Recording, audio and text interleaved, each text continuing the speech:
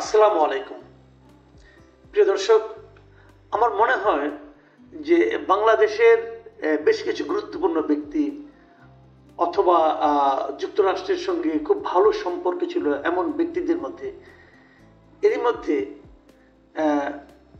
President Donald ট্রাম্পের কিছু কথায় একটা শীতল আতঙ্ক ছড়িয়ে পড়েছে।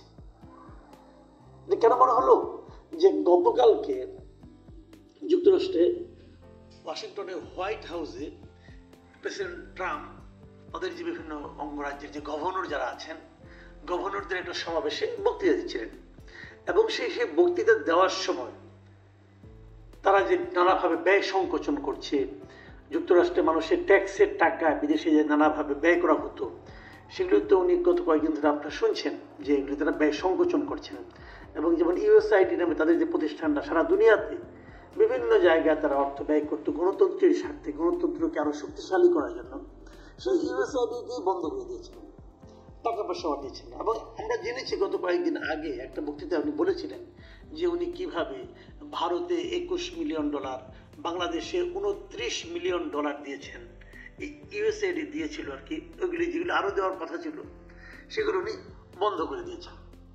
এবং এই গভর্নরদের সমাবেশে উনি এমন কিছু কথা বলেছেন যা নাকি আমাদের জন্য রীতিমতো তাৎপর্যপূর্ণ এবং এটা নিয়ে আমার ধারণা আগামী 2 দিন খুব আলোচনাও হবে, লোকে খুঁজে বেড়াবে লোকগুলোকে। আমি একটু বলি ডিটেল, আমি অত নিজের ব্যাখ্যায় না যে প্রেসিডেন্ট কি বলেছেন সেগুলো আপনাদের একটু আমি শোনাই। আমি ওনার ভিডিওটা দেখেছি, আমার ধারণা এই ভিডিওটা এরই মধ্যে আপনাদের অনেকের কাছে পৌঁছে গেছে। আমার কাছেও এই ভিডিওটা বেশ ঘন্টা কয়েক আগে দেশের বাইরে থেকে একাধিক ব্যক্তি পাঠিয়েছেন, বেশ বড় ভিডিও, তার মধ্যে বাংলাদেশের পার্টটুকু ওনার উল্লেখ করেছেন কোন জায়গা থেকে কোন জায়গায় আছে। আমি যতটুকু শুনেছি এবং বিভিন্ন মিডিয়ায় যতটুকু পড়েছি সেটা যদি আমি আমার মতো করে অনুবাদ করেছি আপনাদের আমি পড়ে শোনাই।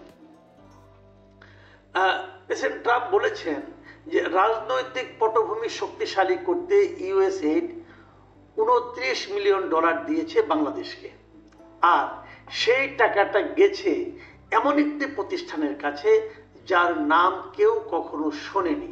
খেয়াল করুন, তার মানে এই বিশাল অঙ্কের টাকা বাংলাদেশের এমন একটা প্রতিষ্ঠানের কাছে গিয়েছে যেটা খুব বিখ্যাত কোনো প্রতিষ্ঠান নয়।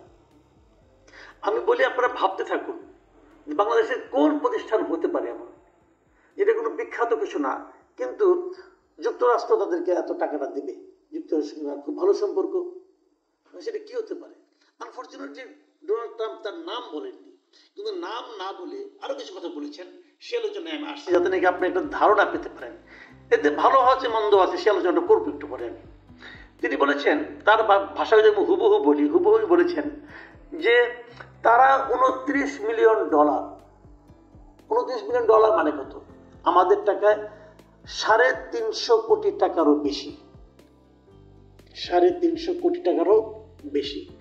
এই টাকাটা তারা $29 মিলিয়ন পেয়েছে, তারা একটা চেক পেয়েছে।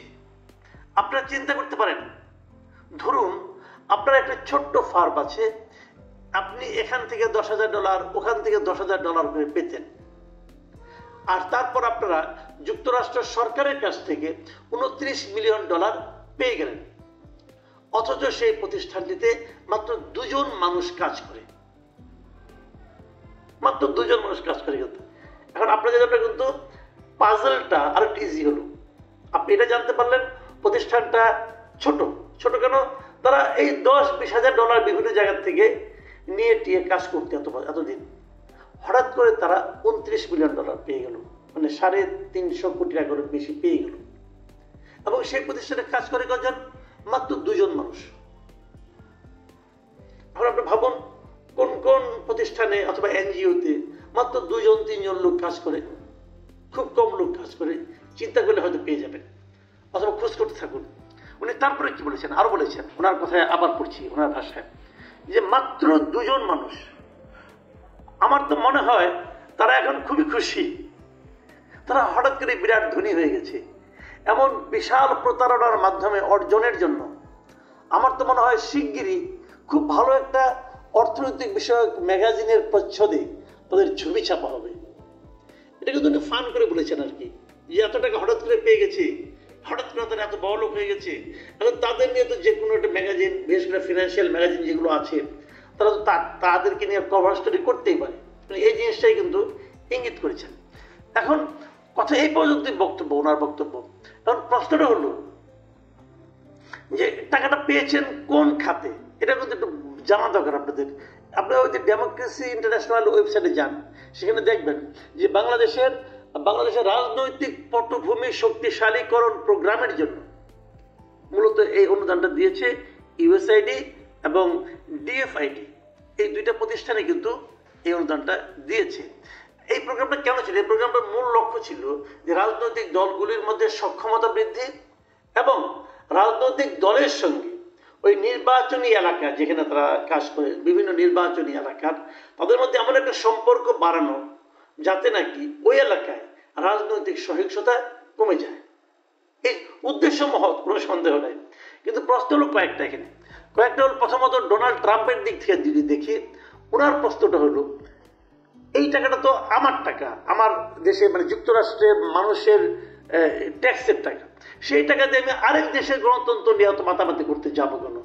এটা ডোনাল্ড ট্রাম্পের যে বেসিক যে ফর্মুলা, এবার যে ইলেকশনের যে কথাটা বলেছেন যে আমেরিকা ফার্স্ট, মানে উনি আমেরিকাকে নিয়ে ভাববেন, এর বাইরে কিছু ভাবতে চাচ্ছেন না, সেই ভাবনার সঙ্গে কিন্তু এটা যায় না, সঙ্গতিপূর্ণ নয়। সেক্ষেত্রে উনি এটা বন্ধ করে দিয়েছেন। কিন্তু এটাই ছিল মূল লক্ষ্য এই টাকাটার। এবং এই একটা প্রকল্প নেওয়া হয়েছিল, ওদের পক্ষ থেকে নেওয়া হয়েছিল, যে প্রকল্পের সময়সীমা ছিল 2017 থেকে 2024 সাল পর্যন্ত। মানে গত বছরই ছিল এই প্রকল্পের শেষ সময়। মানে প্রকল্পটা আসলে নেই এখন, তারপরে হয়তো আরো দেওয়ার কথা ছিল, যেটা নাকি ট্রাম্প এসে বন্ধ করে দিয়েছেন। তাহলে এখন যদি আমরা এটাকে আরেকটু ঘুরিয়ে দেখি, তার মানে যেটা নাকি আওয়ামী লীগরা বলার চেষ্টা করেন যে যুক্তরাষ্ট্র এখানে বিপুল অর্থ বিনিয়োগ করেছে কেন? যে আওয়ামী লীগের বিরুদ্ধে আন্দোলনটাকে চাঙা রাখার জন্য হতে পারে। আবার মাত্র দুজন মাত্র লোক, তারা টাকাটা মেরেও দিতে পারে, অথবা নিজে যেহেতু মানে খুব একটা অপরিচিত, নিজেদের লাভের জন্য তারা মেরে দিয়েছে এবং হয়তো যুক্তরাষ্ট্রকে দেখিয়েছে যে শেখ হাসিনা পতনের সঙ্গে আমরা ব্যয় করেছি। এটাও হতে পারে, আমি জানি না আসলে ঘটনাটা কি ঘটেছে। কিন্তু আমি যেটা মনে করি যে এখন যে আওয়ামী লীগ যে কথাটা বারবার বলছিল যে আমাদের পতনের জন্য যুক্তরাষ্ট্র ষড়যন্ত্র করেছে, যুক্তরাষ্ট্র বিনিয়োগ করেছে, সেই অভিযোগটা কিন্তু আমার মনে হয় আরো দৃঢ় ভিত্তি পাবে এই ঘটনার পর, ট্রাম্পের এই বক্তব্যের পর। কিন্তু আমি মনে করি আমাদের দেশের পক্ষ থেকে, আমাদের পররাষ্ট্র মন্ত্রণালয়ের পক্ষ থেকে যুক্তরাষ্ট্রের যে দূতাবাস আমাদের এখানে আছে, তাদেরকে প্রশ্ন করা উচিত, তাদের কাছে জানতে চাওয়া উচিত যে এই টাকাটা কোন দুজন ব্যক্তিকে দেওয়া হয়েছে। এটা জানা তো অধিকার আমাদের থাকতে পারে। যদি আমরা জানতে না পারি, তাহলে আমরা একে সন্দেহ করব, ওকে সন্দেহ করব, আপনিও একে তাকে সন্দেহ করবেন, তো এটা তো ভালো হলো না। কাজে আমাদের জানাই উচিত।